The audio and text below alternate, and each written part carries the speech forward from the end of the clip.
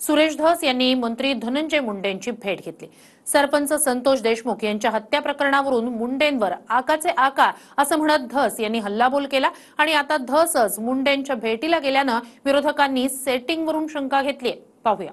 काहीही चर्चा झाली नाही, फक्त तब्येतीची विचारपूस केली आणि माझा मी निघून आलो।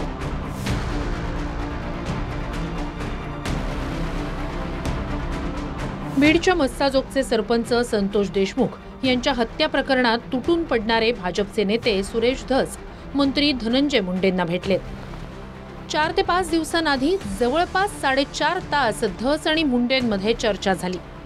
सरपंच हत्या प्रकरणातील आरोपी वाल्मिक कराडवरून धनंजय मुंडेंवर हल्लाबोल करणारे सुरेश धसच मुंडेंच्या घरी गेल्यानं भुवया उंचावणं स्वाभाविक आहे।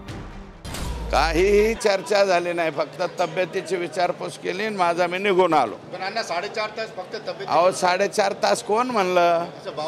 बावनकुळे साहेब म्हणले तर बावनकुळे साहेबांना विचारा, मला विचारू नका। माझे आणि त्यांच्या निवासस्थानी भेटलो, दवाखान्यात आदल्या रात्री नेलतं, परवाची गोष्ट आहे मला वाटतं। मी भेटलो आणि भेटल्याच्या नंतर पुन्हा एकदा बाहेर आल्यावर मी काय केलंय हे तुम्हीच पाहून घ्या। पुढच्या 1-2 दिवसात आणखी नवीन काही मी सांगणार आहे, त्यावेळेस तुम्हाला कळेल। धनंजय मुंडेंच्या डोळ्यांचं ऑपरेशन झालंय, त्यामुळे तब्येतीची विचारपूस करण्यासाठी गेलो। विचारपूस वेगळी आणि लढा वेगळा असं सुरेश धस यांचं म्हणणं आहे। झाकून लपवून नाही, दिवसा म्हणजे मी त्यांच्या स्वतःच्या निवासस्थानी भेटायला गेलेलो आहे। त्यांच्या निवासस्थानी भेटलं, तब्येतीची विचारपूस करायला। तब्येतीची विचारपूस आणि लढा हे 2 वेगवेगळे प्रकार आहेत। लढ्यामध्ये आम्ही त्यांच्या विरोधातच राहणार, फक्त तब्येतीची विचारपूस करायला गेलो तर त्याच्यात गजब करण्यासारखं काय आहे? निषेध मोर्चांमधून सुरेश धस महायुतीचेच मंत्री असलेल्या धनंजय मुंडे अँड गँग असा उल्लेख करत त्यांच्यावर निशाणा साधत होते। पण तेच सुरेश धस मुंडेंच्या घरी गेल्यानं प्रकरण निपटवण्याचा किंवा राजकीय सेटिंगचा प्रयत्न आहे का असा सवाल जरांगेंपासून दमानिया यांनीही केलाय।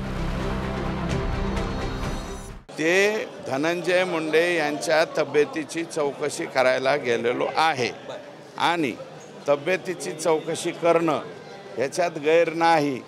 संतोष देशमुखचा लढा आणि तब्येतीची चौकशी याच्यामध्ये कसल्याही प्रकारचा काही संबंध नाही।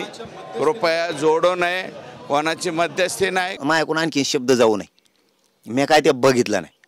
मला खरंच विश्वास बसत नाही, मला हे शॉट बसल्यासारखा खेळ झाला। अचानक तुम्ही सांगितलं हे शॉकिंग खेळ आहे माझ्याकडून, की मला हे विश्वासच बसत नाही तो असं कारण ती बोलण्याची ढग त्याची बोलण्याची खुबी ही सांगून जाती की संतोष देशमुखांना न्याय देऊन या मुंड्याला जेलात घातल्याशिवाय मागे सरकत नाही। मराठ्यांच्या पोरांची विश्वास ठेवला, त्यांच्या तोंडात माती टाकील, त्याच्या अन्नात माती कालील आणि इतक्या लवकर मुतल ताटात, हे कोणालाच वाटत नाही। तब्येतीची विचारपूस करता आली असती त्यांना।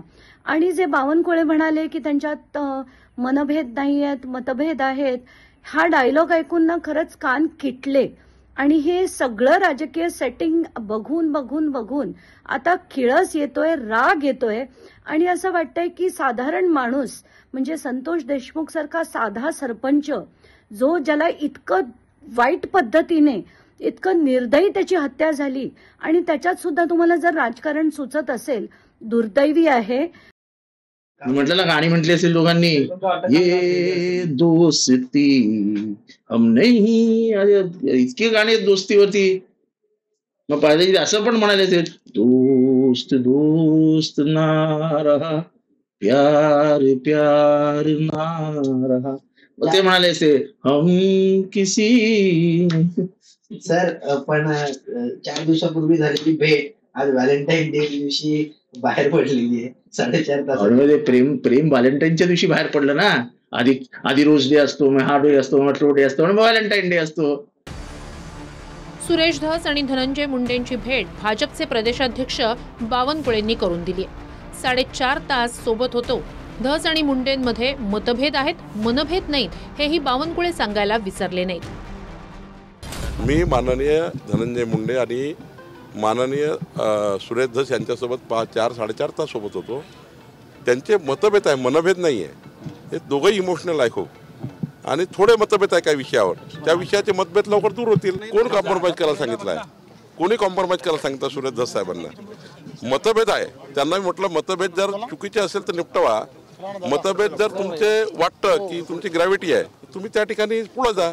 2 गोष्टी एकत्र करताय. 15-20 दिवसापूर्वीची ती घटना आहे.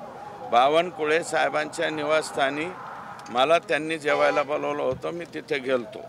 नंतर धनंजय मुंडे साहेब पाठीमागून आले आणि बावनकुळे साहेब एवढंच म्हणाले की तुमच्यात मनभेद आहेत का मतभेद आहेत? आम्ही म्हणलं संतोष देशमुखच्या प्रकरणाच्या बाबतीत बैठक आहे का? ते म्हणले काही मिटेल का? मी म्हणलं मिटणार नाही. याची सगळी शहानिशा समोर येईल काय ते, आणि मग त्याच्यावर आपण प्रतिक्रिया देऊ की म्हणजे ती भेट का होती. एकीकडं आपण सगळे न्यायाच्या भूमिकेत आहेत. दादा ज्या दिवशी माझ्या भावाची हत्या झाली त्या दिवशी दादाला कमीत कमी 7 ते 8 तास रस्त्यावर बसावं लागलं होतं. तिथून झालेली ही न्यायाची लढाई सुरुवात. दादा जोपर्यंत या आरोपींना फाशी नाही होत, जे सगळे आरोपी जेरबंद नाही होत, तोपर्यंत दादा आणि सर्व जाती धर्मातील लोक या न्यायाच्या लढाईत आहेत. आणि आमची पण अपेक्षा ती आहे आणि मागणी देखील आहे. आका म्हणजे वाल्मिक कराड आणि आकाचे आका म्हणजे धनंजय मुंडे अशी टीका करत सुरेश धस यांनी आरोपांची राळ उठवली होती. इतकंच नाही तर अजितदादा विनंती करतो म्हणत यांना मंत्रिमंडळातून काढा हेही सुरेश धसच म्हणाले होते. पण आता दोघांची भेट झाल्यानं विरोधकांच्या मनात धस यांच्याबद्दल सेटिंगची शंका निर्माण झाली आहे. सुनेत्रा वहिनींच्या गावातून बोलतो दादा, पद्मसिंह पाटलांच्या गावातून बोलतो, पवनराजेंच्या गावातून बोलतो दादा. माझी विनंती आहे दादा, याला काढा राव. याच्या जागेवर कायंदेला द्या ना, ती कायंदे निवडून आलाय ना. ते म्हणतायत 100 चुवे खा के बिल्ली हज को चली म्हणतात ना, तसा काहीसा प्रकार. काल परवा हे आकाचे आका आले, म्हणले जे जे दोषी असते त्यांना फाशी द्या.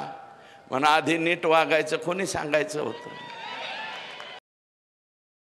एका खंडणी मागणाऱ्या गुन्हेगाराबरोबर या राज्याचे मंत्री ज्यांनी गोपनीयतेची शपथ घेतलेली आहे, असा मंत्री जर तिथं थांबत असेल तर मंत्री म्हणून घ्यायला सुद्धा ते लायबल नाहीत असं माझं मत आहे.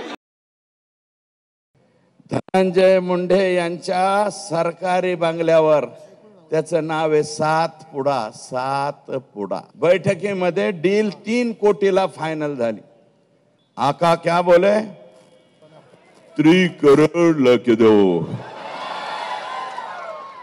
तर अल्ताफ तांबोळे आणि शुक्ला हे 2 लोक बाहेर, त्यांनी कंपनीच्या वरिष्ठांना फोन केला. कंपनीचे वरिष्ठ म्हणले 3 करोड रुपये आपल्याला परवडत नाहीत, 2 करोड मध्ये फायनल करा. 2 दिवसांआधीही सुरेश धस यांची एक क्लिप आव्हाडांनी ट्विट केली होती, ज्यात कोठडीत मृत्यू झालेल्या सोमनाथ सूर्यवंशीच्या प्रकरणात पोलिसांना माफ करा असं धस म्हणताना दिसले होते. पोलिसांच्या वरती गुन्हे दाखल करणे हे मला वाटतं संयुक्तिक होणार नाही. जसं काही गोष्टीमध्ये माफ केलं जातं मोकळ्या मनाने, मोठ्या मनाने, तसं काही गोष्टी माफ करावं. राजकारणात कधी काय होईल सांगता येत नाही, पण तब्येतीच्या कारणावरून भेट घेतल्याचं सुरेश धस म्हणतायत. मात्र ज्यांच्यावर धुआधार आरोप केले त्यांचीच भेट घेतल्यानं हा गुप्त समेट तर नाही ना, असा प्रश्न विरोधकांनी केलाय. छत्रपती संभाजीनगरहून दत्ता कानवटेसह राम ढाकणे, TV9 मराठी.